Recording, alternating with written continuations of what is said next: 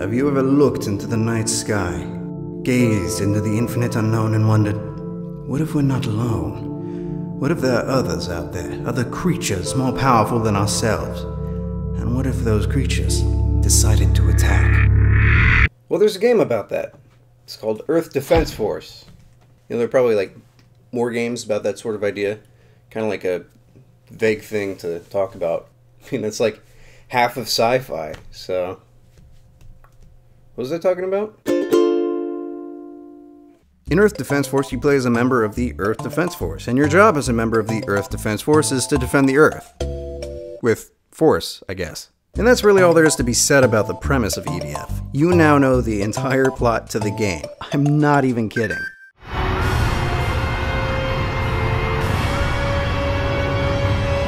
I can't believe my eyes! So this cutscene is where we're first introduced to the reporter. Now I can't seem to find her name anywhere, so to make things easier I'll just call her Steve. I hope you enjoy listening to Steve's voice because not only is it on pretty much every level, you'll also be hearing it literally anytime you do anything in the menu. Select the number of players. Select your weapons, but the number of weapons you select a stage. Think long and hard. Long and hard. So as Steve was just explaining, alien spaceships are floating over the city. Oh, and apparently giant insects are swarming the city. And for some reason, Steve isn't completely convinced that these are bad things. Are they our friendly galactic neighbors? Or are their intentions more sinister? You know, if it was me reporting, I might say this with a bit more urgency and a little less like a narrator to a 1940s radio show, but I gotta say, she's keeping her cool. Advantage Steve. So as we begin the game, we're greeted by our first enemies, a swarm of giant ants. This seems like as good a time as any to mention that I only have two major fears in this world.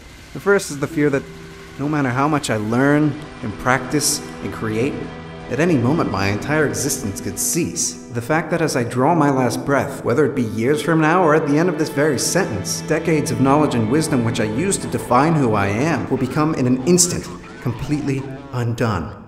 The other is ants. I don't like ants, which is unfortunate because they are everywhere in this game. Honestly, it's like somebody accidentally broke the lid on the ant shaker and spilt it all over the damn place. As for the other enemies in the game, there aren't many. They actually fit most of them on the box art. You have these alien pilots that never bothered learning to fly, giant robots that like to dance when you shoot them, and Dynamech, who is just awesome. But this is the new millennium. I mean, I need more to go on than just shoot them. What's my motivation here? What exactly are these aliens doing that's so evil? This is HQ. It looks like these aliens are feeding off humans. Oh. Well, that is a problem. As far as gameplay goes, it couldn't be much simpler. Just shoot everything. Giant robot destroying the city? Shoot it.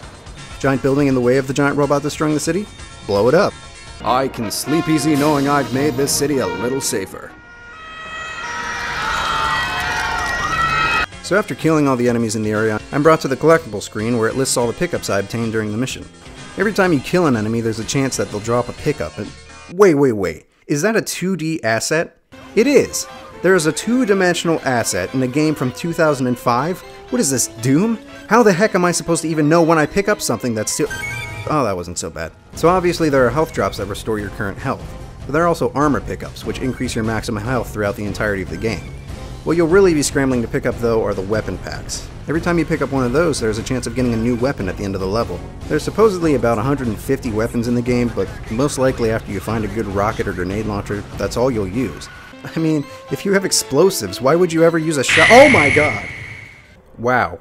I'm no physicist, but I'm pretty sure that a shotgun that can launch a giant ant into freaking space should have a little more kick to it. You may have noticed the graphics are a little, meh. Unfortunately, this is somewhat of a recurring theme throughout the game. There are technically 7 or something maps, but in practice there are really only 2. City and caves. Oh, and the beach. To be completely fair, aside from only looking a little bit alike, the city levels are actually pretty fun to play. The cave levels, however, are terrible. They all look exactly the same and there's nothing differentiating them. And they're so cramped that if you try and bring anything bigger than a pea shooter in there, you're gonna end up killing yourself or your whole squadron.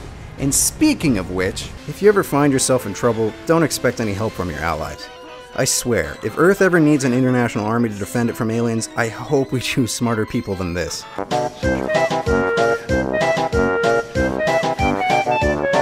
Even though they're completely useless, having these guys around wouldn't even be so bad if they would shut their damn mouths for a second. Seriously, the voice acting has got to be one of the worst parts about this game. Not because of the quality.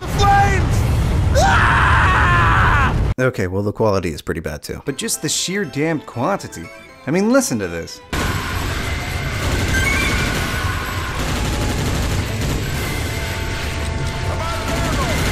I actually got to the point where I would purposefully kill off my own people just so I could kill some aliens in peace. I'm reloading! Cover me! Do it yourself! Jeez. I didn't realize EDF stood for Extreme Dick Force. Aliens are attacking the Earth and this guy still goes out of his way to be an asshole. That's Falco Lombardi's levels of dedication right there. I think I'll just, yeah. There we go. So why am I making a video about this game? Because it's awesome. I mean, you wouldn't expect me to go through the trouble of making a video about a game just to talk about how bad it is, did you? That'd be dumb. Despite the fact that all I've done is complain about this game, I actually love it. Unlocking and using weapons was really enjoyable, and just the scale of this game is remarkable. Look at these damn explosions, that's crazy! And the fact that those robots far off in the distance are actual enemies that I have to fight is really cool to me. I have to admit, there were multiple occasions where I found myself thinking, am I gonna have to fight that? I can't fight that. Ah, crap. And to make things even crazier, split-screen co-op is included. It makes the game a lot more fun. And while doing research for this video, I found out that the game was actually a sequel. The first two games were released only in Japan and Europe under the names Monster Attack and Global Defense Force. All three games were actually developed as part of publisher D3's Simple 2000 series, a series of incredibly low-budget games designed to be sold at 2,000 yen, or approximately $20. This idea is actually really cool. I mean, without a lot of pressure on the developers to make a game that sold well, they had a chance to experiment. And in the case of Earth Defense Force, it really paid off. I mean, there have already been another 2 sequels since 2017, and another one confirmed in production, so there's definitely something to be said for the formula. The game's own Wikipedia page even goes so far as to call it inexplicably fun. And if there's one word to sum up Earth Defense Force, it would be inexplicable. From what I've heard, its predecessor, Global Defense Force, is the more popular in the series. But for me, Earth Defense Force will always remain one of my favorite games on the 360. If you get a chance to pick any of them up, I would recommend it. And just in case you needed any more convincing, I figured I would end this video by showing you clips of the Japanese commercial for the release of the game on the Vita. It's something.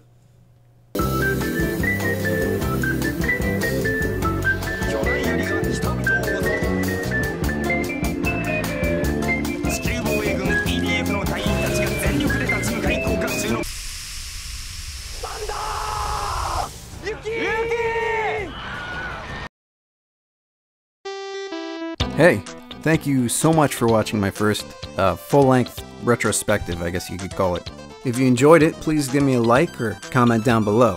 And if you want to keep up with me and my upcoming videos, you can always follow me on Twitter or subscribe to my channel. Thanks again for watching.